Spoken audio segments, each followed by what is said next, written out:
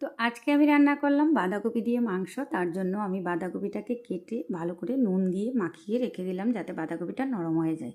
এদিকে কড়াইতে তেল দিয়ে দিলাম তেজপাতা, গোটা এলাচ আর দারচিনি, দিয়ে পেঁয়াজ কুচি দিয়ে দিলাম। পেঁয়াজ কুচিটাকে একটু লাল লাল করে ভেজে তারপর দিয়ে দেবো বাকি মশলা। মশলা বলতে আমি দুটো কাঁচা লঙ্কা, দুটো শুকনো লঙ্কা আর আদা আর একটু রসুন পেস্ট করে দিয়ে দিলাম।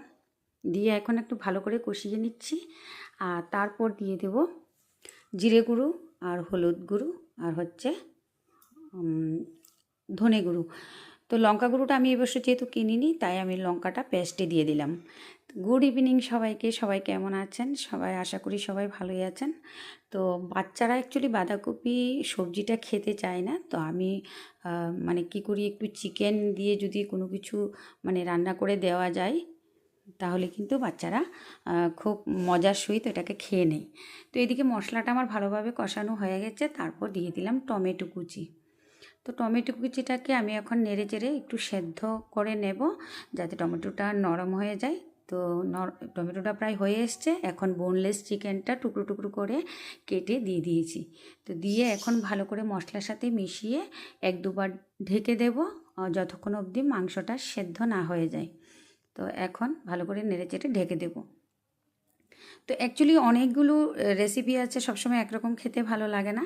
তো তার মধ্যে যেদিন আমিষ থাকে আমার, নিরামিষ না থাকে, এই জন্য অনেক সময় বাঁধাকপিতে আমি একটু চিকেন দিয়ে দিই। তার মধ্যে আর খাবো না বাচ্চারা এরকম বলে না, তো আমার বাচ্চা এইভাবেই খেয়ে নেয়, ওর ভীষণ পছন্দ।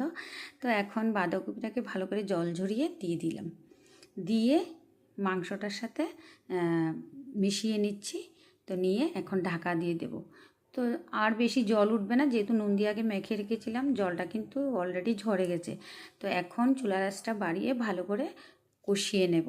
তো এটা একটু যতটা ভাজা হয় ভালো, তত কিন্তু খেতে স্বাদ লাগে। তারপর আর কিছু না, গরম মশলা দিয়ে জাস্ট নামিয়ে নেব।